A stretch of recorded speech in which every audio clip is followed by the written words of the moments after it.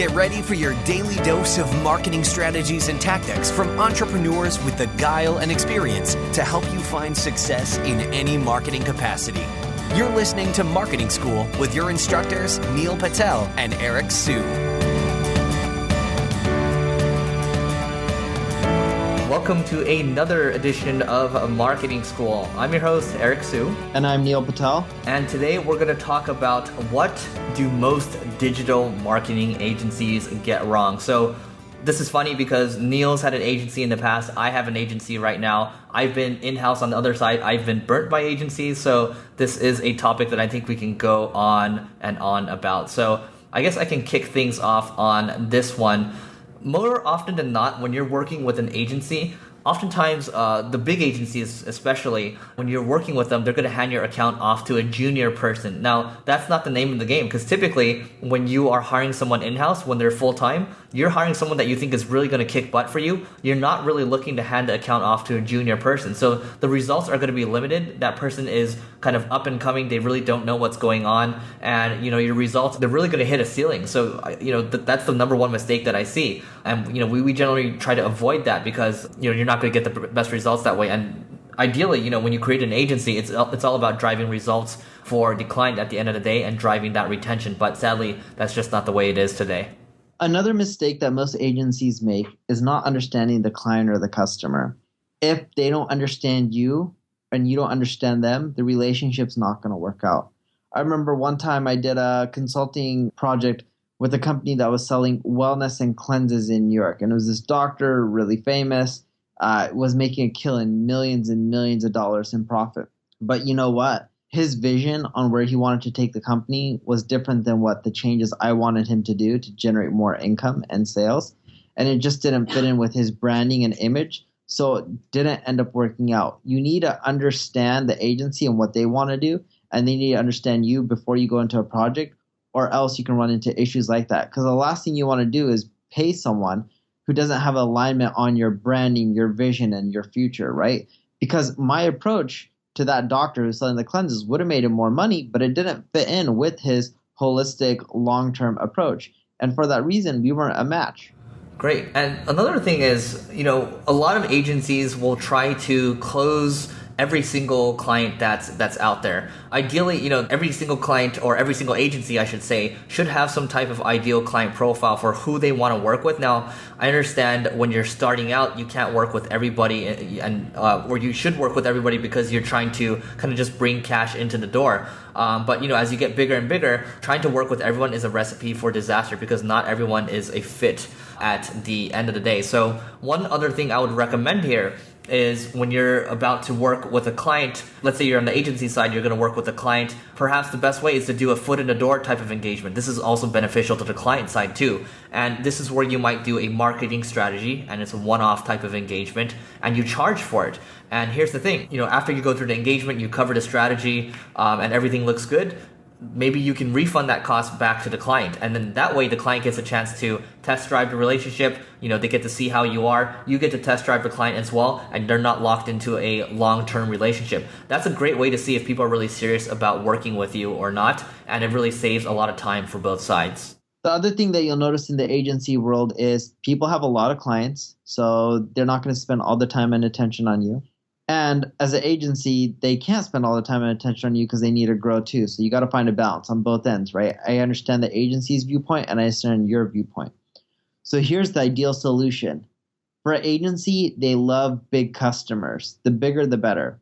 For our company, if you're a big customer, you're going to get the most special treatment. So don't hire an agency who's worked with the biggest accounts or names, because typically you're going to be one of their smallest customers and they're not going to spend too much time on your campaign.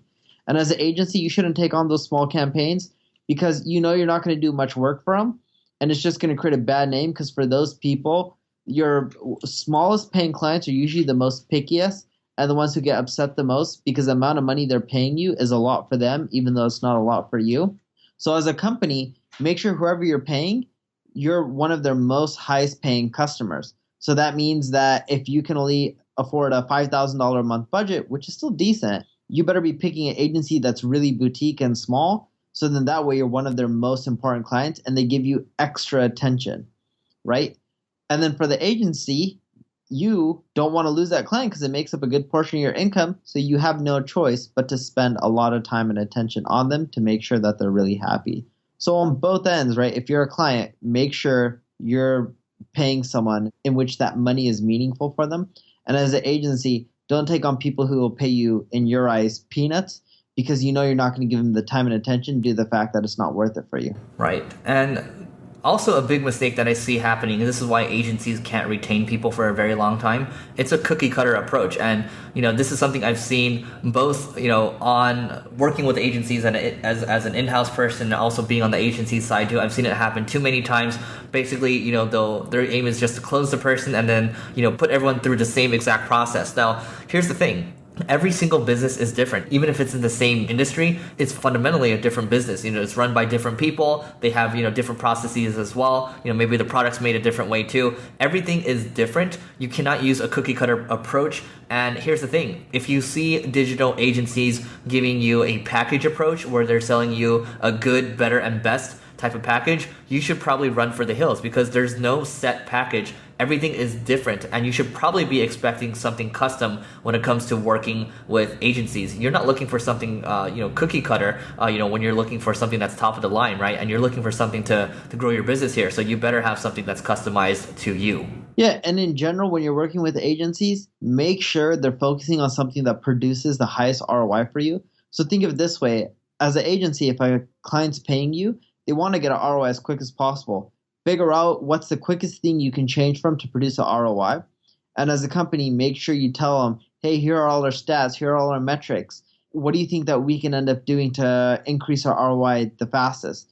Because if someone's paying you $5,000 a month, but yet one change that you do makes them extra $20,000 a month, they're going to be happy. They're much more likely to pay you for a much longer period of time. Right.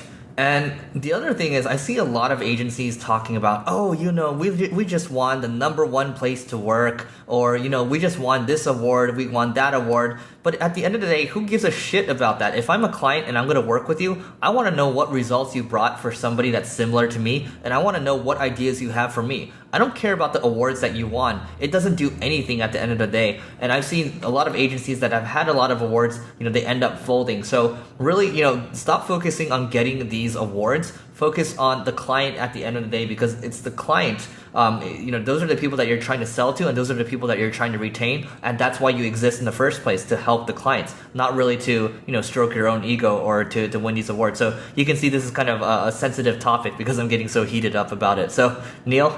That's pretty much on my end. I think we covered most of it, unless you have anything else to add. No, I think that is it from my side, and that's it for this episode of Marketing School. Again, we appreciate your comments. If you guys have any topic ideas for us, please reach out to us. You can tweet to Neil, or you can tweet to me, or email me, whatever it is exactly. We appreciate your feedback and additional topic ideas. Thanks. This session of Marketing School has come to a close. Be sure to subscribe for more daily marketing strategies and tactics to help you find the success you've always dreamed of. And don't forget to rate and review so we can continue to bring you the best daily content possible. We'll see you in class tomorrow, right here on Marketing School.